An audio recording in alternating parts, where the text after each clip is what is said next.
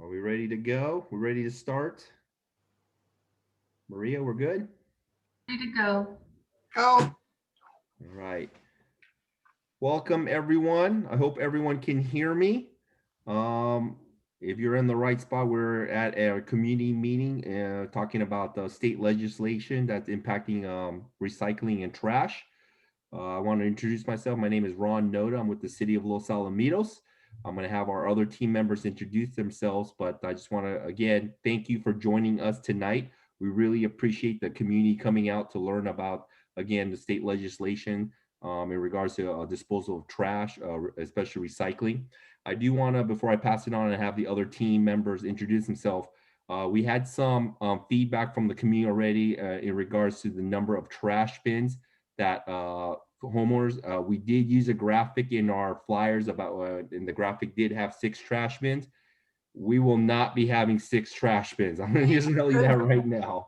We will not be having 6. It's just unfortunately, not unfortunately, but it's just the graphic that we use. So I'm just going to let you know right now, we are not using 6 trash bins. All right.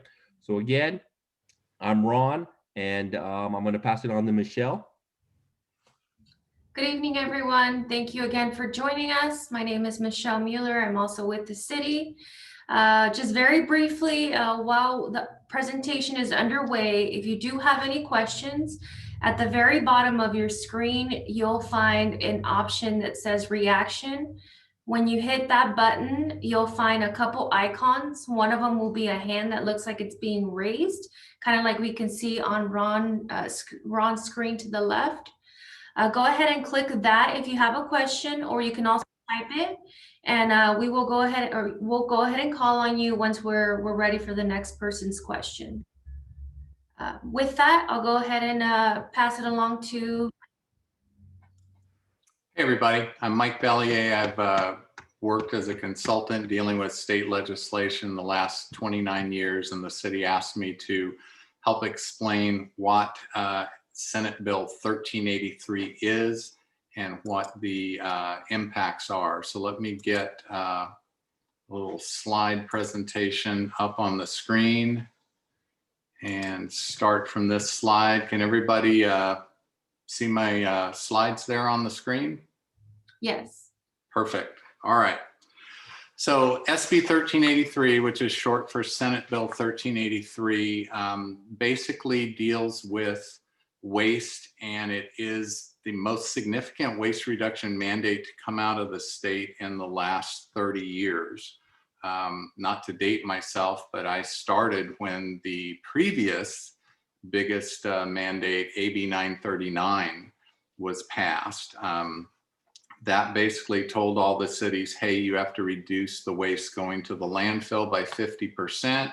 You figure out the program, we're going to measure your results.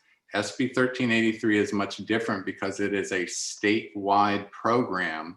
The state is actually specifying all the programs that cities are going to have to do, all the activities residents and businesses are going to have to do to reduce the amount of organic waste we send to the landfills by 75% by the year 2025. Now, to give you a nice round number, that's 20 million tons of currently landfilled organics.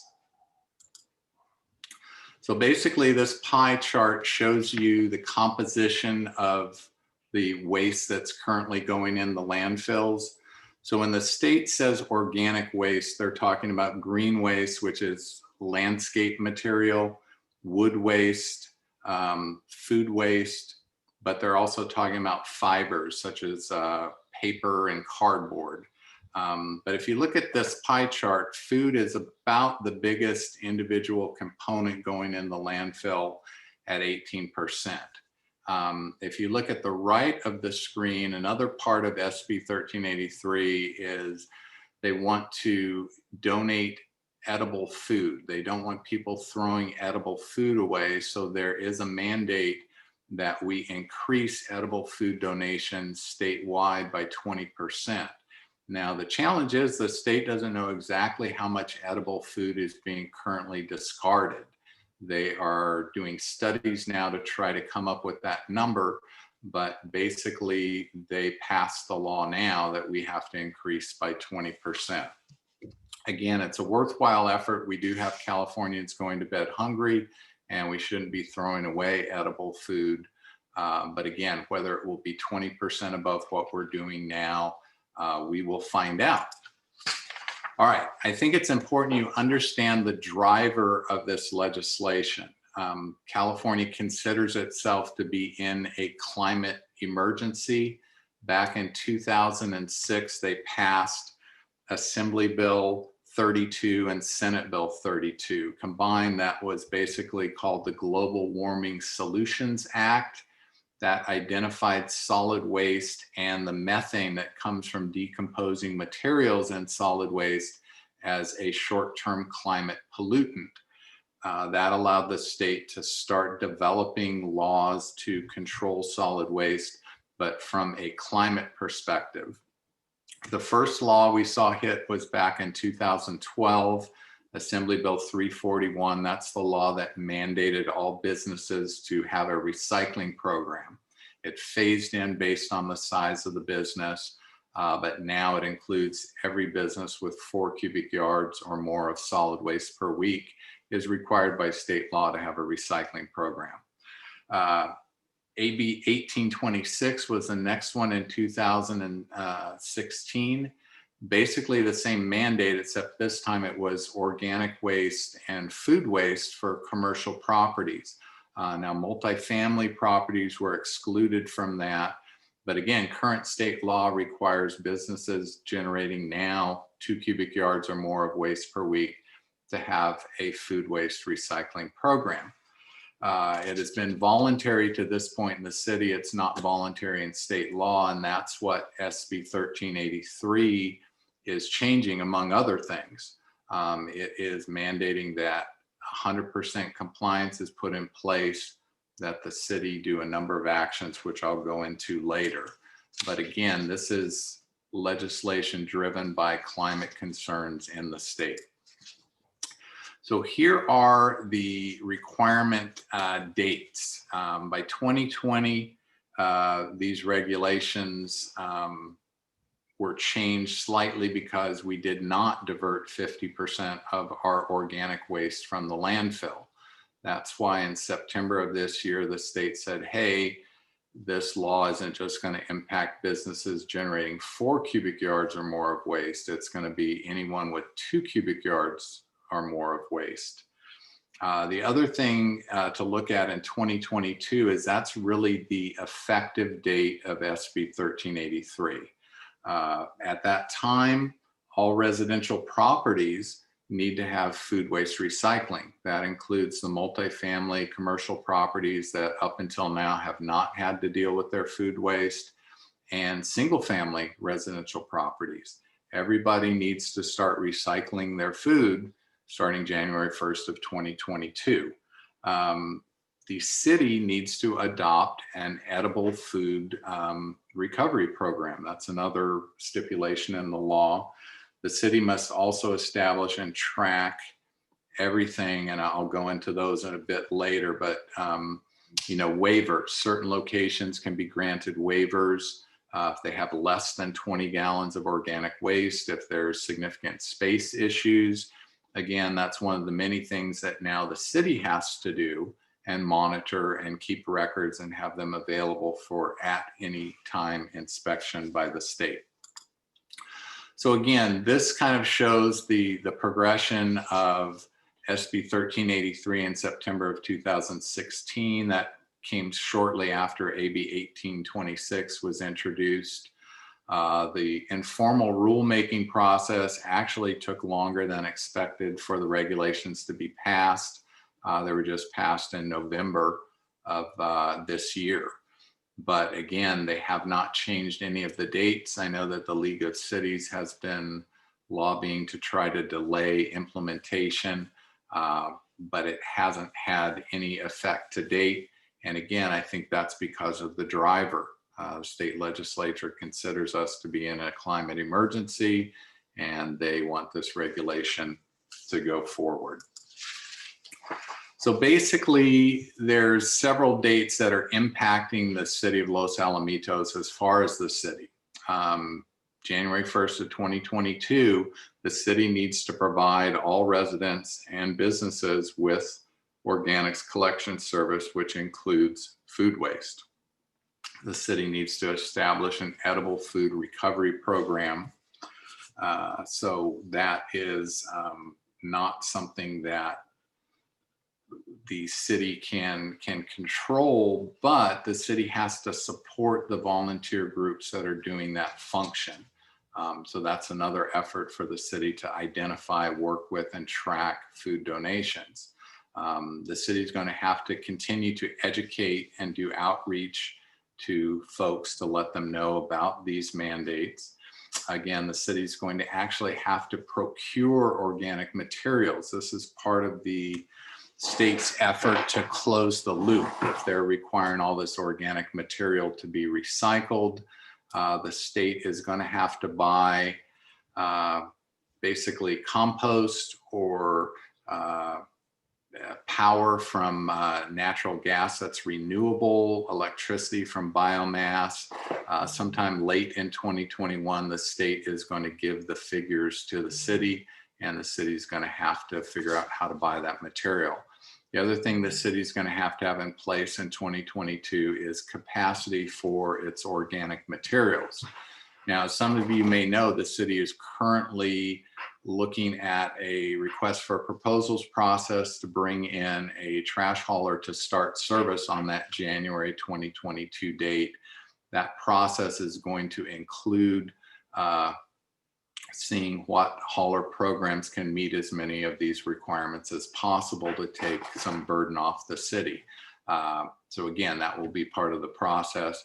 Looking to the right of this slide, 2024 is when the state will start fining non-compliant cities, and that's also the date when the state wants the cities to start fining any non-compliant entities within their jurisdiction. So again, that shows you how serious the state is in having these laws followed. So now this provides you kind of an idea of what the programs are. Again, as Ron mentioned, there's no 6-cart programs, but city has to either have a 3-cart, 2-cart, or 1-container program. The legislation is so specific, it even dictates the colors. Trash will now be gray or black lids. Recycling will be blue containers or blue lids, and then organics will be green containers. It is possible to have 4 containers if you don't collect your food waste with your green waste. So there would also be a brown container. But I swear to you, 4 is as big as it gets. 2-container collection, that is similar to what the city has now. Your waste is processed at a material recovery facility to recycle it. Those programs may be more difficult because if you look down there where it says subject to 75% organic content recovery, that is called a high diversion rate facility designation. It's something that the state has to test and approve. So a MRF has to show, or a material recovery facility has to show that they're pulling out 75% of the organics in order to be deemed a high diversion rate facility. At this point in time, we have no idea how many haulers will propose that type of service. I know that in Orange County, the move appears to be away from that into a 3-cart system, but that is one of the things that we will look at in the upcoming hauler review process. So again, the city has to actually adopt an ordinance or other enforceable mechanism. That is the wording in the regulations. Again, they require residents and businesses to subscribe to a program to comply with state law. SB 1383 even gets into having education within a business to get people to put their materials in the right container. It has requirements where a hauler can't knowingly pick up a container that has what they call prohibited container contaminants within it. Very detail oriented, and the burden upon the city is the city must actually pass an ordinance that lays out these requirements, including a state established minimum for how to and how much to fine non-compliant entities. During the period of 2022 to 2024, the state has promised a spirit of cooperation. They'll be doing compliance reviews. They'll be looking at route reviews, inspections, things that the city's doing, but with more of an educational mode rather than a penalizing and fining mode. That's what comes in 2024. So the city of Los Alamitos as a jurisdiction has a lot of responsibilities. Again, I mentioned it has to provide collection services. It has to establish an edible food program. It has to educate and do outreach to the community. It has to procure organic products. Many things that, frankly, the city is looking to have the newly selected hauler help with. It's a tremendous burden, including a cost burden for the city to start so many new things. Again, having a hauler coming in that can help with that is seen as a valuable thing. So again, as far as what the changes are going to be, you know, the new franchise agreement is going to help with part of it. There are certain businesses like supermarkets and food producers that will be required under the law to donate their edible food.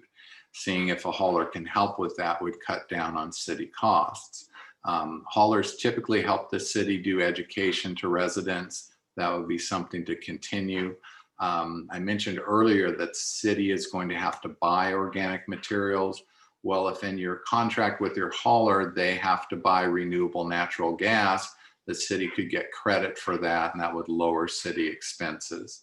Again, whatever hauler's brought in needs to have a facility or access to a facility to meet the state's capacity requirements, and they need to be a partner in monitoring and reporting. So again, your next hauler is an important selection. Again, not to belabor the point, but these are all the things that the city needs to track and monitor. Again, the state is going to be responsible for federal and state facilities. So the base, the school district, that is something that the state is going to enforce. Again, the city needs to track what those locations are doing and report to the state, but that's the split there. So again, the city's been very active on a voluntary basis. 12 of our 13 largest businesses have programs, but recently the law changed, added another 177 businesses to the mandate. And with residents now having to recycle food waste, that's the reason for ordinance changes. That's state law. The world is changing, and we need to move with it. And so I'm here to answer any questions. I know this is a lot to take in, and it's something every city in the state is grappling with right now.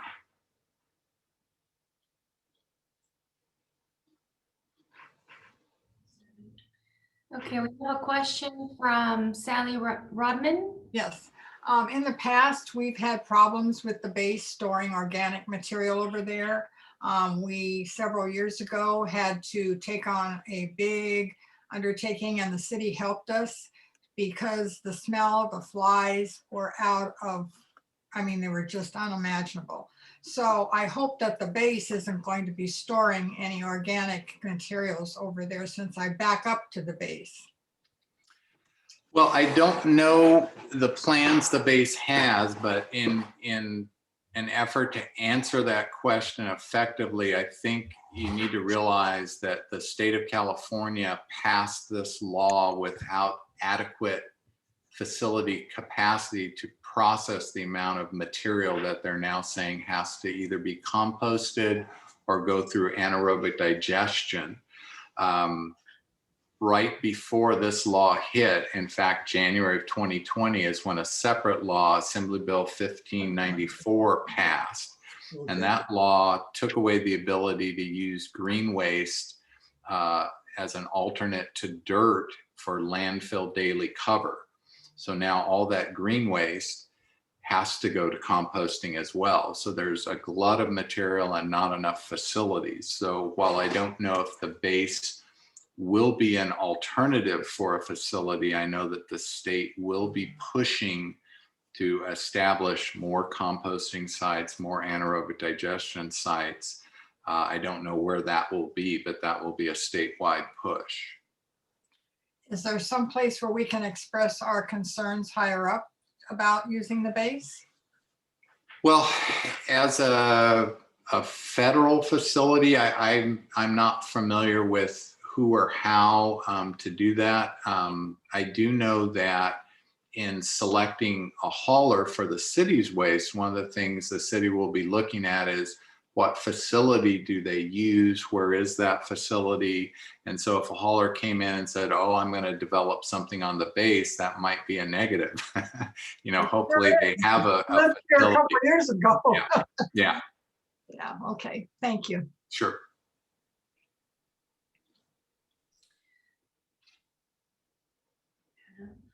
Okay, we have a question from Anna.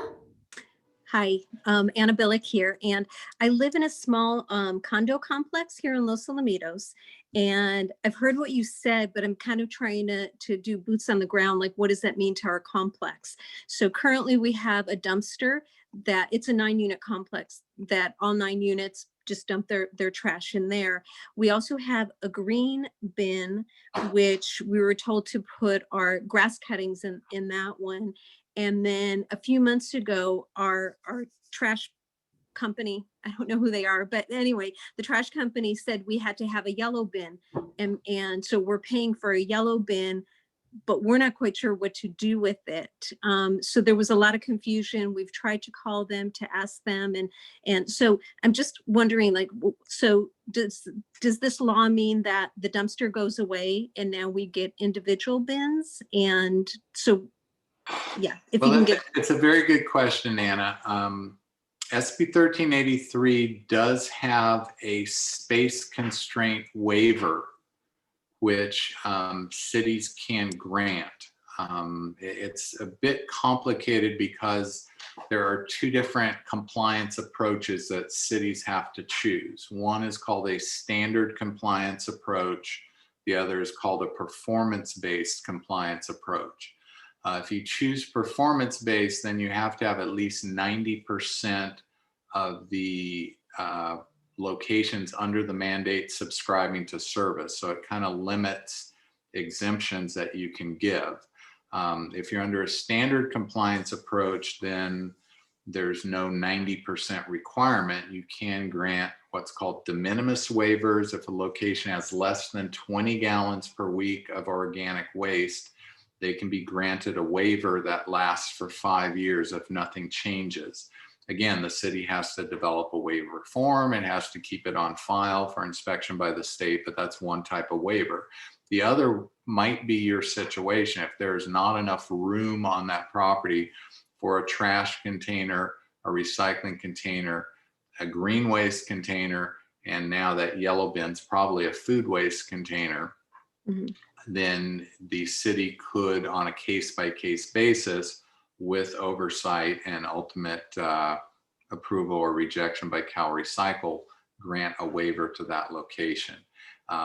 So again, that's going to be part of the transition process to new service. Is that hauler going to have a combined trash and recycling going on at a facility? Is it going to have multiple containers?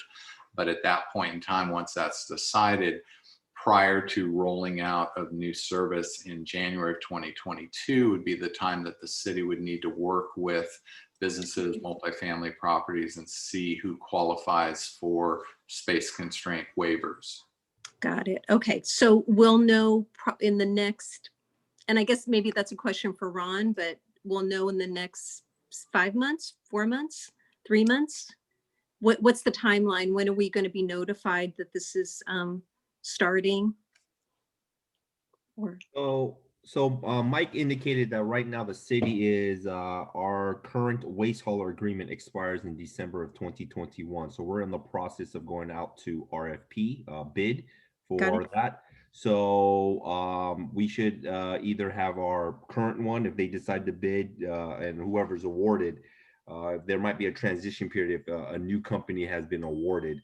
But Got it. we should probably know, I think right now our timeline is probably at the end of this year, probably the fall area.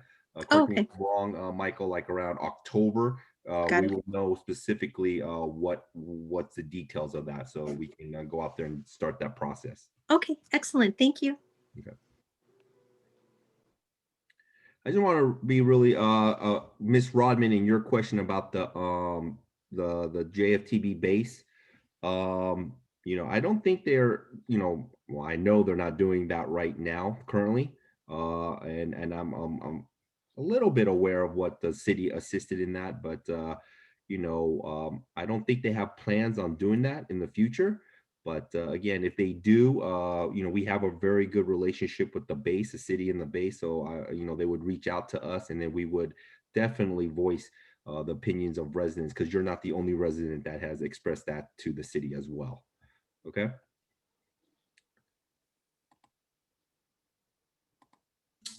Okay, the next question is from Elliot Singer.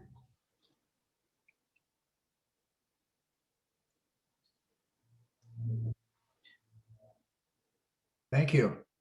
I am just wondering if there are any models, either by cities or states, that have implemented similar programs and the success or not of those programs?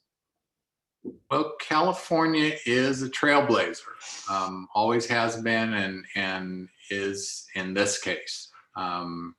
There are, I think, 7 states that pass some type of organic waste recycling regulations, but none of them have come up with specific regulations like SB 1383 or have actual mandates like California already has with AB 1826.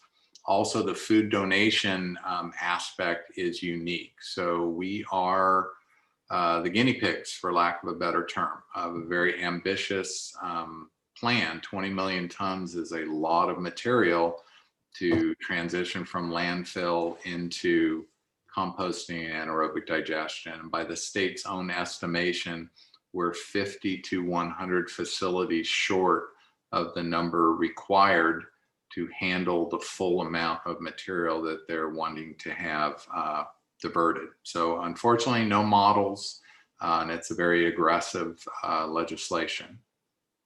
Thank you very much. I'd like to make a comment.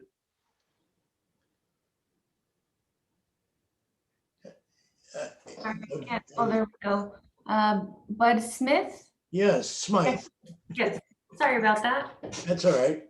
You know, I am involved with a developer who generates or produces waste to energy systems, and we're currently installing these in various countries overseas. What this is municipal waste that's converted to energy, and the waste materials are saleable. I won't go into detail, but it's totally non-polluting. And anyway, I was wondering if this would be an option as opposed to, I know that we were told one time for homeowners to separate the different kinds of plastic. You know, this is virtually impossible. Well, I can speak to that.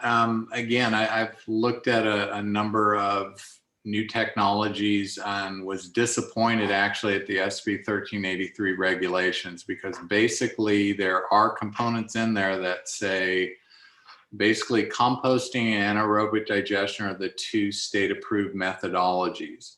If another technology comes along, it has to go through a state approval process, but it is only for that location. It's not a blanket approval. Hey, here's a third option. So it is difficult in California, particularly with waste to energy. I mean, when I got started in the 1990s, pyrolysis was very big back then.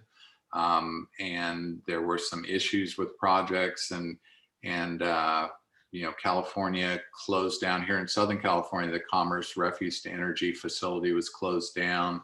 The Long Beach Surf Plant is the last one in the area. So again, any type of waste to energy is a red flag for the state. It's not to say something like that couldn't happen, but it is difficult. And again, the regulations are specific. Composting, anaerobic digestion are the approved technologies at this point in time in California for organic waste material. You know, I also want to ask about you. I missed the first 10 minutes of the webinar, so I'm not sure whether this has been covered, but I noticed on the diagrams that you presented, there was 3 barrels, possibly a possibility of 4, and it was supposed to be separated. How is it? How would you police this? Well, the regulation requires 2 methodologies. One is what they call route inspections, where basically either the hauler or the city or somebody the city hires checks in the containers to see if prohibited container contaminants are in there. Also, as part of their collections, haulers are supposed to identify if materials, if food is in with the trash, trash is in with the food. And again, for the first 2 years, 2023, 2022, 2023, you know, warning notices, things like that, education. But then after that, by 2024, that's when the city would actually have to fine people by putting the wrong material in the wrong container. When you categorize edible waste, does this mean that the edible waste is going to be recycled for people to eat or animals, or what's the intent? Well, edible food donation requirements are specific and they are to feed humans. So any edible food that's donated under SB 1383 regulations has to go to a food pantry, a food kitchen, some organization that's going to use that material to feed people. The conversion to animal feed doesn't count as far as edible food donation programs. So that's the state's law. Thank you. Sure. Okay, the next question we have is from Camelia's iPad. I sort of have 3 questions. One, should we be putting food waste now into the green container? No, if you're a resident and you have a green container for your landscape waste, the hauler isn't equipped, the current hauler, to have food waste go in that container. So no, this would be a January 2020 thing. Okay, next question is, if food waste goes next time in the green container, what goes in the trash container? Well, not food. That's what the law says. Typically, your trash is going to be non-recyclable dry material. That's where this is going. Pet waste would go in the trash. But yeah, the state's trying to get as many dry recyclables in a blue container, all organics in the green or green and brown, and then whatever won't fit in either one, or won't fit. Sorry, that's a Freudian slip. Whatever isn't an appropriate material for the other 2 containers would be what would have to go in the trash. Okay, and my third question is, the other meetings that you have, are they a repeat of this meeting? I think there might be minor changes, but the the workshops, as far as I know, and Ron can correct me if I'm wrong, is just to get the word out to people, to let them understand what this law is, what the impacts are, and what the city's doing at this point to try to get into compliance by January of 2022. Okay, thank you. Yeah, that is correct. The other two meetings are the vast bulk of it will be the presentations that you saw tonight, and we're always looking to get better and get feedback from the residents. So you know, if the residents kind of have the same questions or something, or highlighting a specific thing, we might spend a little bit more time on that specific thing. But the bulk of it will be the presentation that you saw tonight. Okay, and also, I guess your food trash then would have to be dumped out of your bag that you're putting it in your house, right? Because the bag can't go in that trash with the food. It would depend on the hauler. Some haulers allow the food waste to be bagged, which actually I think is preferable for residents, because if you're putting food that isn't bagged in your cart, after a couple of weeks, that cart's going to be pretty ripe. So again, that would be one of the factors for the city to consider in which hauler's program they ultimately select. Okay, thank you. Thank you. Okay, the next question we have is from Maggie Marchesi. Hi there, it's actually Marchese, but that's okay. I'm not sure if I missed this part of the presentations, but how are residents going to be kept informed as this process unfolds? Well, there will probably be a series of notices. One would come sometime, like Ron mentioned, October, perhaps as soon as July, but whenever the decision has been made on this is the new hauler and these are the new programs that are coming, there'll be a series of mailers, I would imagine, is typically the process. To inform you well ahead of time what's coming, what's the date, and then as we get closer to the transition in service, then the hauler would actually notify when carts were going to be delivered, so you're ready, and also have a informational piece that describes the program, what to put in the organic waste recycling container, what to put in the recycling container, the materials to put in the trash container. So again, that's part of the educational responsibility. So nobody's going to just roll a cart in front of your house and expect you to know what to do with it. You'll be warned well ahead of time what's coming and given materials to help. Okay, all right. And are there going to be at any points during this process where residents will have an opportunity to share their input or ideas or concerns?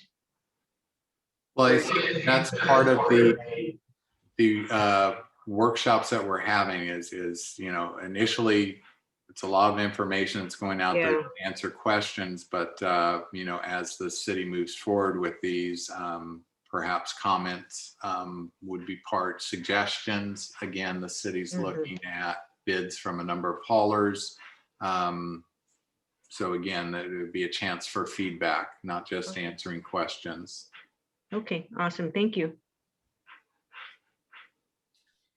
Okay, the next question we have is from Mamie Wong. Let me interrupt real quick. So Mike is absolutely right. The city's going to try our very best to do outreach, mailers, possibly door hangers. But if you have not, I would strongly recommend that you follow the city's social media pages, Facebook or Instagram. We have that, and of course our city website as well. We will put all of that on our social media pages and of course our city's website. So please visit that. We try as a city staff to update that as best as we can, and we're usually pretty good at that. So those are other mediums that you could also kind of look at, but we will definitely do the outreach in terms of mailers as well. Okay, thank you. Okay, thank you. So I had 3 questions. One of them has to do with people using their garbage disposals as a way to get around this issue.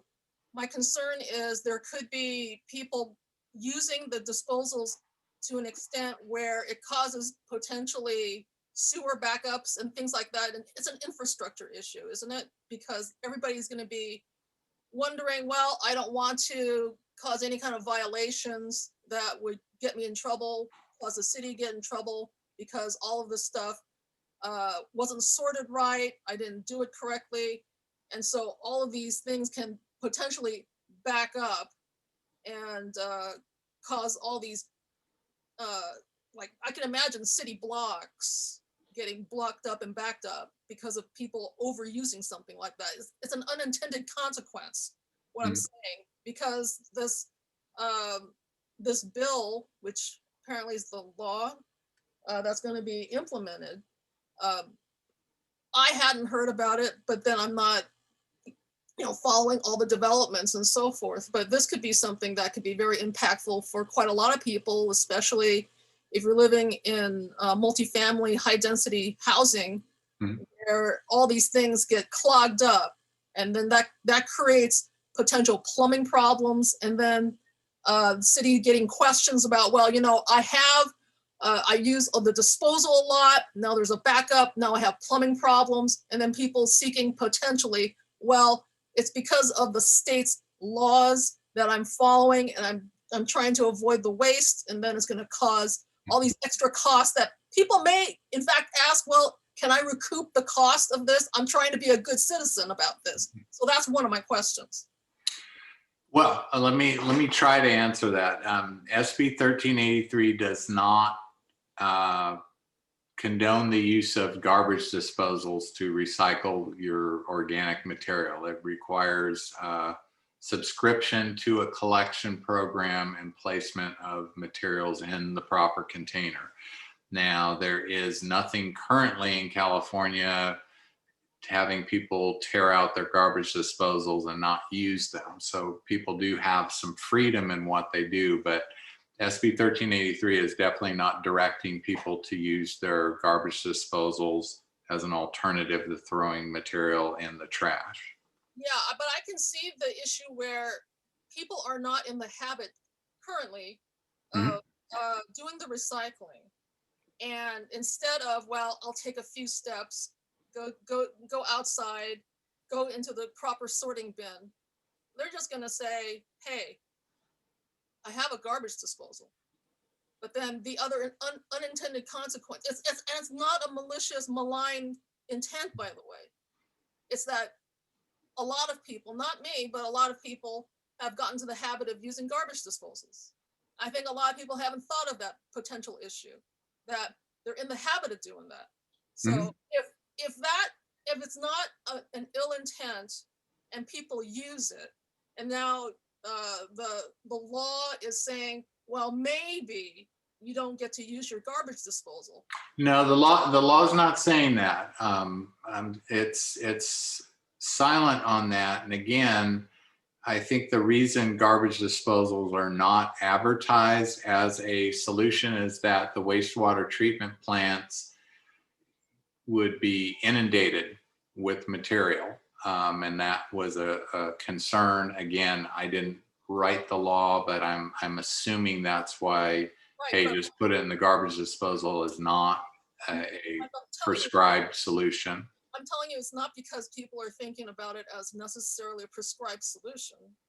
It's that. Right. No, I understand. But again, there is a laundry list of new things that the city has to do. So I think it may be one of those unintended consequences, but actually being able to determine who in a 8-unit complex is the one using the garbage disposal from where it backs up, maybe the water districts or the sewer folks can figure that out. I know that they can do it with commercial properties, but they're more spaced out. So that's one you've stumped me on. I don't know what we'll do if that happens. Yeah, because I'm thinking about how typical people actually respond with their food waste.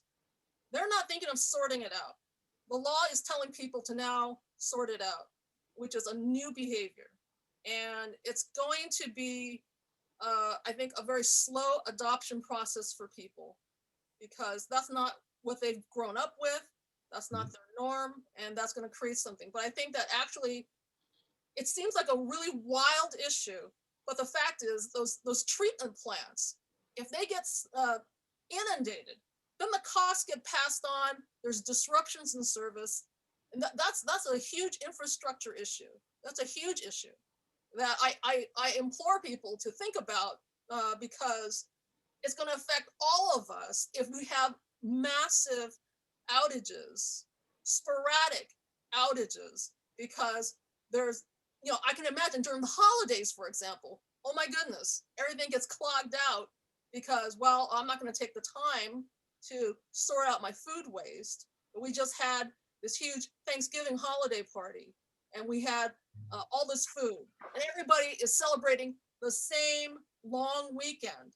And then all of a sudden, oh my goodness, here's an event that just happened. So that's the one thing that I thought about, because I only found out about today's meeting just today. And then my second issue is, if food is being donated, collection of food donated, which I think is great, does the city have a say in where the food is distributed? Such as, for myself, I would imagine it would be, I would hope that the priority would be within the city, our own city of Los Alamitos, people living here who are struggling. Do we have a choice in saying where the food goes? Because I would think that supporting our own people in the city would be the first priority. Wouldn't that be the case, or do we have no say about that? No, I'm sure it would. Again, what the regulation says is that the city needs to adopt a program. It doesn't say it has to be exclusive. It doesn't really give any more direction than that. And then furthermore, it states that if the program can't handle the amount of material, then the city needs to be a resource to support those efforts. So again, I think that's part of the city developing its program option, is finding those local pantries and local volunteers and church groups and all that are feeding people in the city. I think that's the reason the regulation is specific to the city. Now, again, there are efforts to get the county involved because of the extensive record keeping requirements. The city is going to have to come up with an estimate of how much weight of material was donated by this person to this, group, that, it's argues for economies of scale through the county. But again, every city is going to want what you mentioned, that this material go to help at home. So it's a challenge, and it's a challenge the city is addressing in 2021. So if there's any groups and all that people are aware of that are doing a good job in that area, now's the time to make the city aware.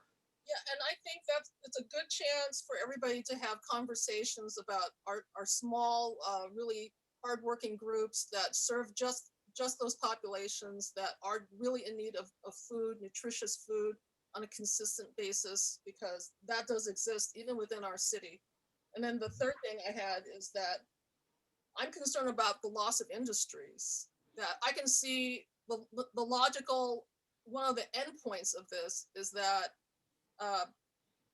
businesses that produce jars, glasses, that hold, for example, pasta sauce, or plastic bags for your bread, things like that. There could be, or people who manufacture garbage disposals. Those industries could be impacted because you don't want to leave this carbon footprint that's so large.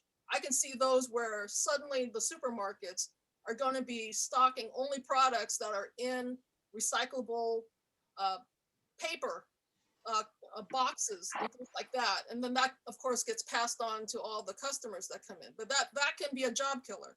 I just want to say that, because that's another thing. That's what I have. Thank you. Thanks. Okay, thank you. The next speaker, it says iPads, iPad, Pam. Hi. I had a question about this food waste donation.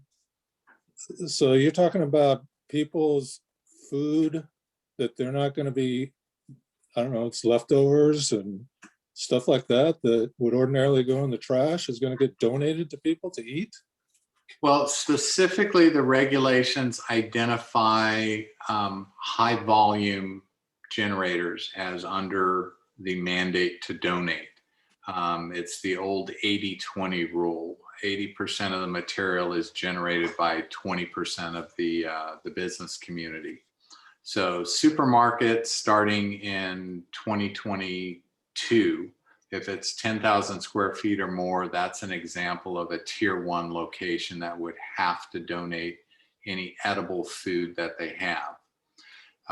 Starting in 2024, there's a second tier, so that would be restaurants of 5,000 square feet or bigger. So again, these mandatory donation businesses are large food distributors, folks that are handling a lot of material that will have a goof up in an order, or they'll have material that may be the day old bread, things of that nature that are still good, that are still for human consumption very appropriate. And again, there's also food handling requirements. Again, that's one of the educational aspects. What do you have with extra meals that a restaurant produces that they do want to donate to feed people? So again, it is a fascinating group that is doing this great work. And again, the regulations are dictating that the city can oversee and support, but without a tremendous amount of specifics. But there are specific entities that have to donate under this law, and then others can voluntarily. There's nothing preventing them. But again, the law is very specific on who has to have programs, and the city will be educating those businesses over the coming months. So you're saying this does not apply to homeowners? No, it doesn't apply to residents, and it doesn't apply to most businesses as far as the mandatory edible food donation. It would be large food distributors, it would be supermarkets, it would be restaurants of over 5,000 square feet.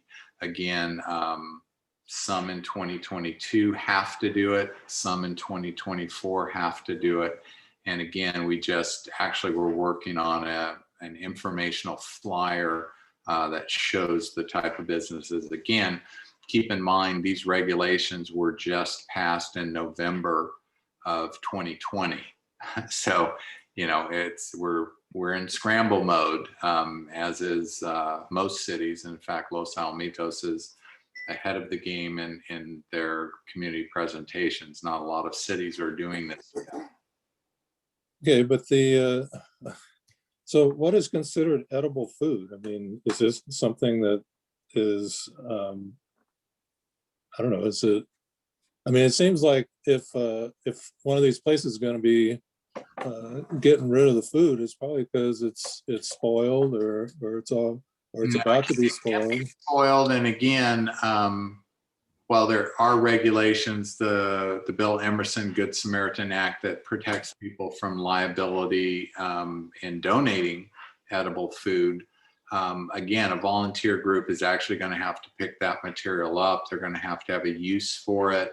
And if somebody's trying to give something that's not really edible or questionable, then those groups currently do not take that material. They take something that they know can feed, and it can be canned goods, it can be a number of things, or it can be, like I said, there are some restaurants that have some prepared meals that they keep in under refrigeration so that it can be picked up, and there's actually guidelines for that, and groups that help educate folks that want to donate. So there is a bit to it.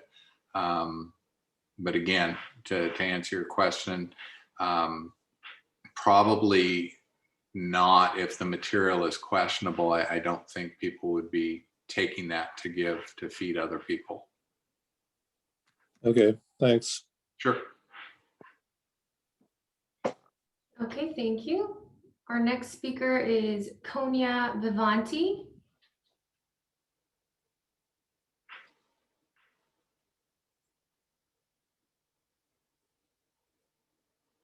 I would like to ask one question. Hang on, Bud. We have a person who might be on mute right now who's in line. Oh, okay. Konya, are you there?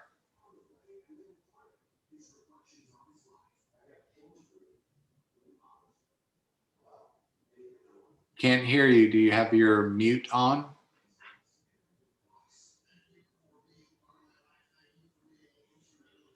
We can come back to you, Konya. In the meantime, we can go to Bud Smiley.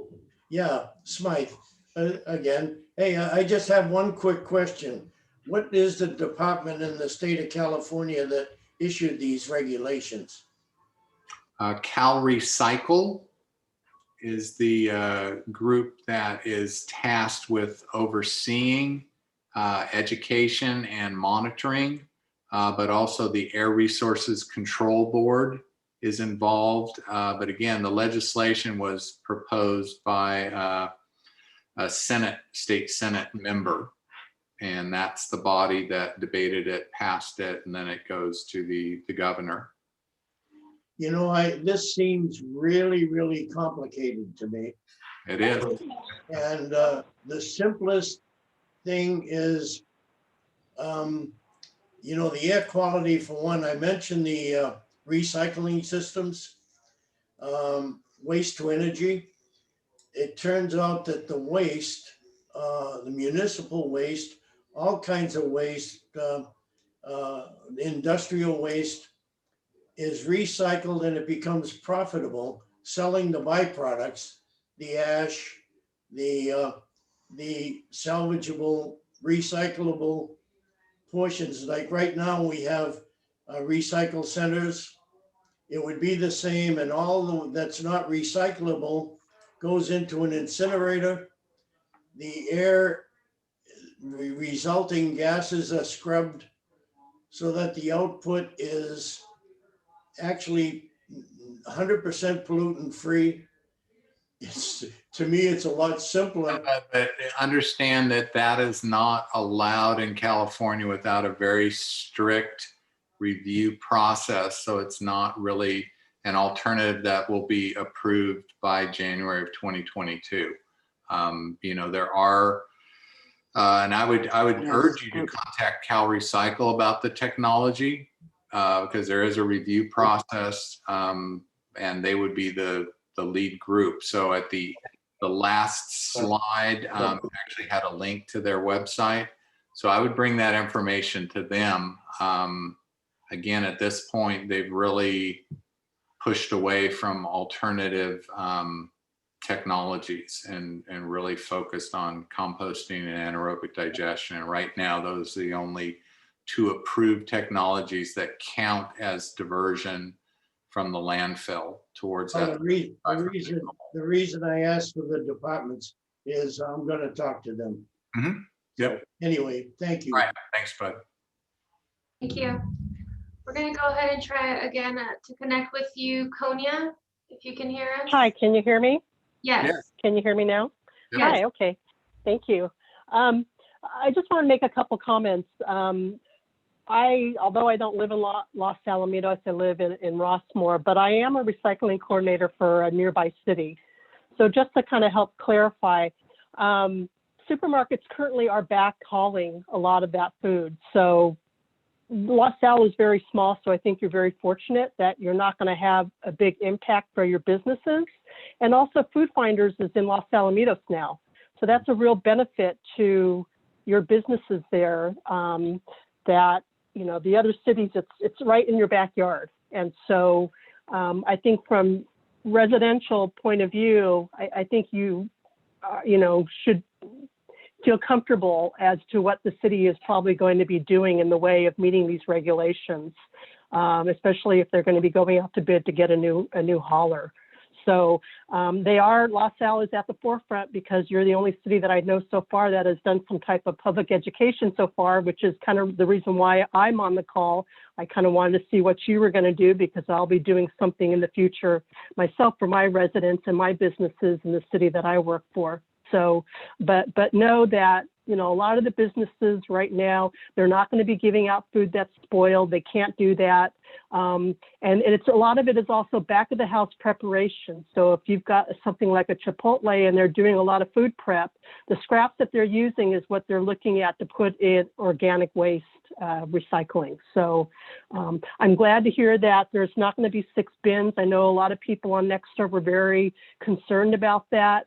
And that there's probably only going to be 3 in most cases, because most of us cities are looking only at a 3 bin and combining the green waste with our organic. So I know that's what we are going to be doing in the city that I work for. So there won't be all these carts sitting out and impacting parking. So I just wanted to throw that out there.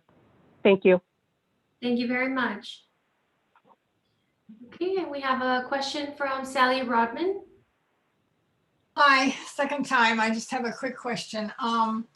We don't eat a lot of food around here, and I will admit that we do throw out things after they get expired. Did I hear you say there's a special bin for that? I mean, suppose I clean out my pantry. What do I do? Do I put it all in? Did you say there's going to be a yellow bin? Did somebody say that earlier? Or? No, there's currently a yellow bin for food waste recycling now.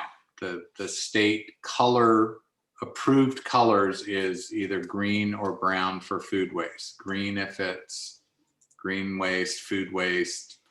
You could potentially have a brown container, but that's doubtful.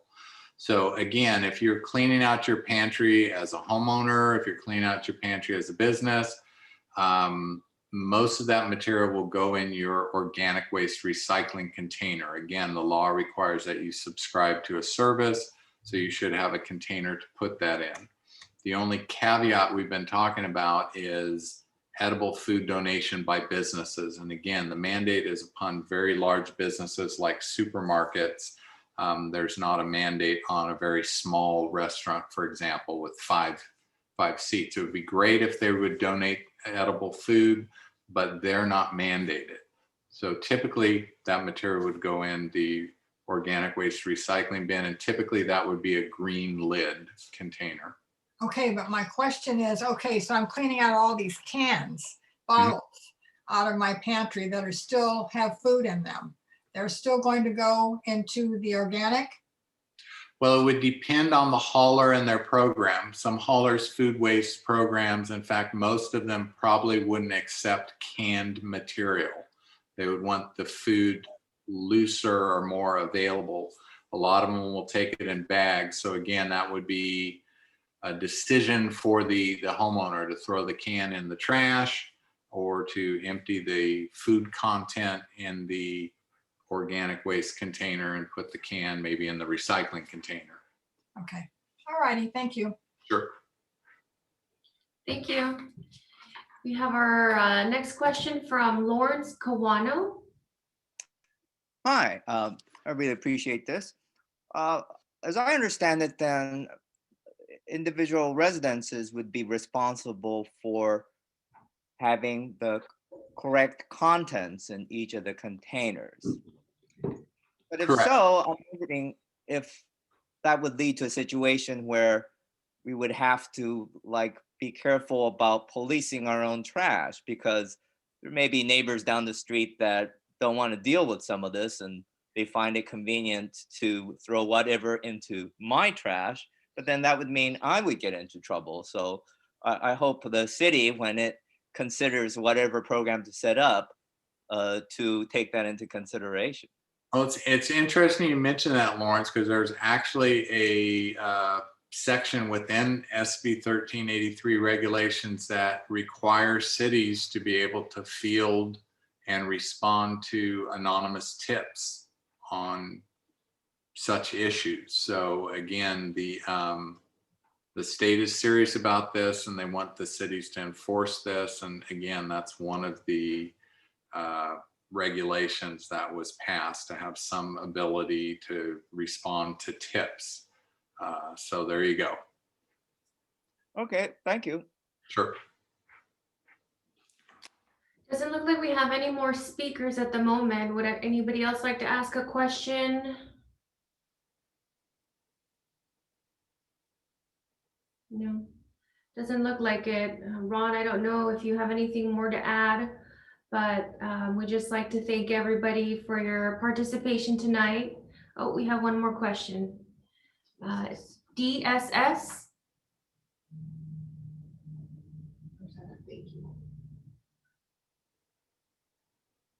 I think you're muted there. We can't hear you if you're.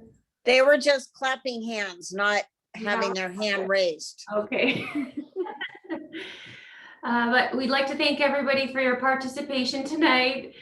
We appreciate your input, and as Ron mentioned, the next two meetings will basically be the same format in terms of the presentation with questions and any input that residents may have. I don't know if Ron might want to add anything else to that, but if you do have any questions, you can contact the city, you can contact our main number.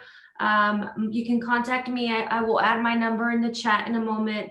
In case you have any questions or concerns, we're here to answer that for you. I want to thank everyone for joining us tonight. All those questions and concerns were excellent. This is why we do it. The outreach for the residents of Los Alamitos. I encourage you to tell your neighbors, tell your friends that live in Los Alamitos to join us for the next two meetings, because I think Mike said this trash it's going to affect every resident. It's going to affect every business in Los Alamitos. So I think if you can, to spread the word for us, we have two meetings. What are those two dates? Do you know, Michelle? I know one's on a Tuesday. I think It'll be on Monday, February 22nd and Monday, March 1st. They will both be at 6 p.m. as well. correct, right? And so again, if you from here to there thinks of more questions, please feel free to join us at those dates as well. But I encourage you to spread the words to your friends and your neighbors here in Los Alamitos. And again, thank you all. Thank you, Mike, for doing a great job tonight. Thank you, Michelle. Thank you to the rest of the team that's behind the scenes. And I wish everyone a good night. Thank you. Thank you very much.